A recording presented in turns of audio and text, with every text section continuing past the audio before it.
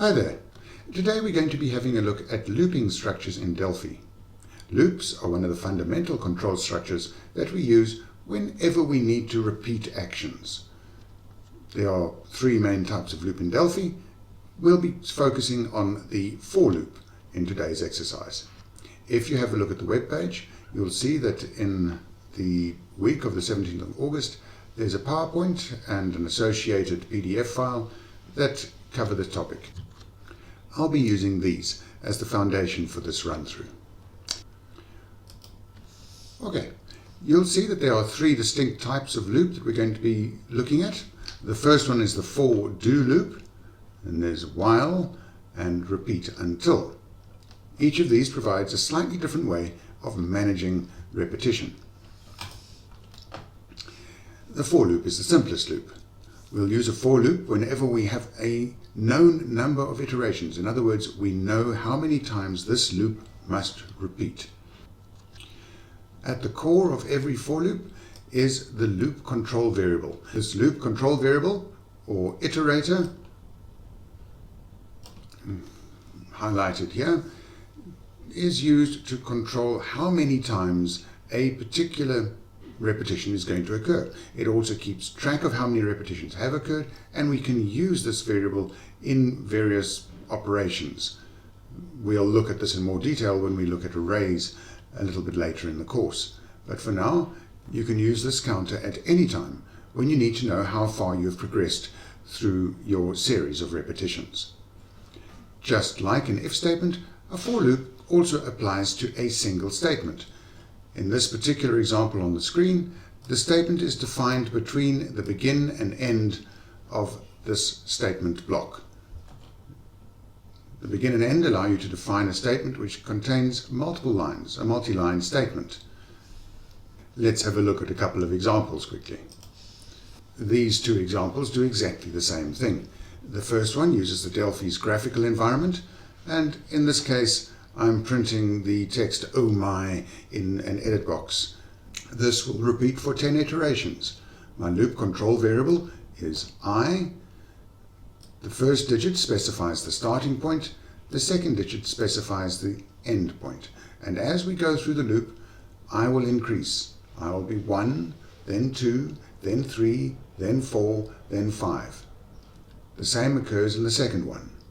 I will be 1, then it will be 2, and it will be 3 until it reaches the end point we've specified, 10 in this particular case. Let's have a look at this in practice. I'm going to use the Programmer's Playground on the web page. This means I'll be using the console version to test this. I've given a basic starting point for this little application, which doesn't have anything in it. So let's go about creating this. I'm going to need a variable to manage the loop, and if you look at the example, I over here will have to be an integer because the values that I'm using, 1 through to 10, are integer values. So var I integer, and write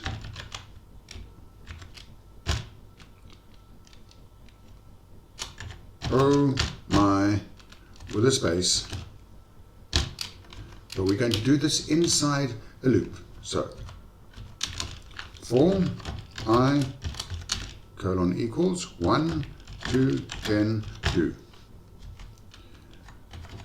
Seeing as this is a single line after the loop, my statement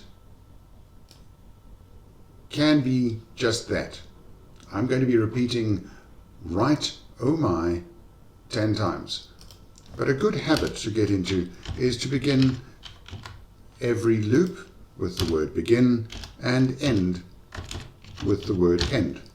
This avoids the potential that you have in Delphi of forgetting to include all the statements that you need to inside the block controlled by that loop. Finally, to finish this little piece of program off, write line to move our cursor to the next line. Let's see how this plays. Save it and run.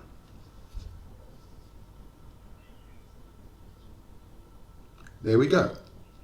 Oh my, oh my, oh my, oh my, oh my. Now, that was a very basic example. Let's try and see how this applies to something just that little bit more functional. If we have a look at the code in the PowerPoint presentation now, this is used to create a multiplication table. The sort of thing you'd use when trying to teach one of your younger siblings how to multiply. The example on the web page uses the Delphi GUI for its controls, but for the illustration here, I'm going to do this inside the virtual programming lab as a console application instead. So let's go back to that virtual programming lab and modify our existing program to meet the new criteria. We're going to begin with that same little message. Right line, true times table.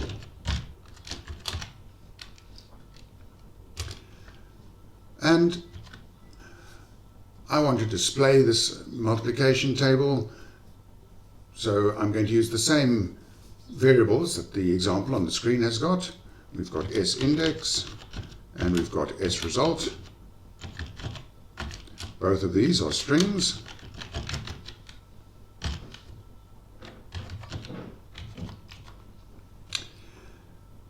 And we can begin by sindex equals int to string I. This converts the value in our loop control variable I into a string. Then we're going to multiply that by 2 and store the result in sresult.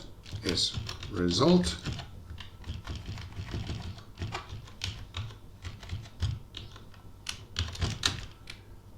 int to string I times 2. And finally, we're going to write this to the screen.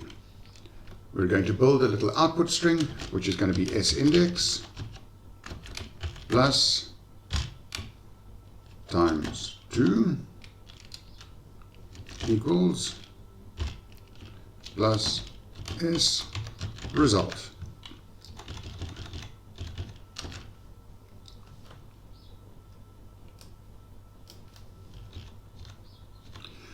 And apart from the fact that I'm using the console instead of a list box or memo as the GUI example uses, this is the same program. So let's see how it performs. Save, execute, and there we are. If you look, we have pretty much what we stated. 1, move this down a bit so we can see the code. 1 times 2 equals 2. And then as the index of our loop control variable increases, 2 times 2 equals 4, and so on. I is our loop control variable. I is increasing 1, 2, 3, 4, 5 through all the way to 10. And more importantly still, we can refer to that value that's contained in our loop control variable I, and we can use that in our program, in this case, to do some sort of calculation. But as your programming develops, we'll be able to use these loop control variables to manipulate different pieces of data. We'll get to that when we cover array structures a little bit later.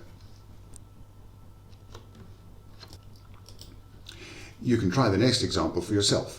In this example, you're going to be calculating an exponent using the values in the loop control variable j this time. You'll find some more examples and some exercises on the web page. Try these activities yourself. That will help you gain confidence in using for loops as a control structure in Delphi. And that's it for now. I do hope that you've enjoyed this little introduction to for loops and that you find this informative. I'll see you again soon. Bye for now.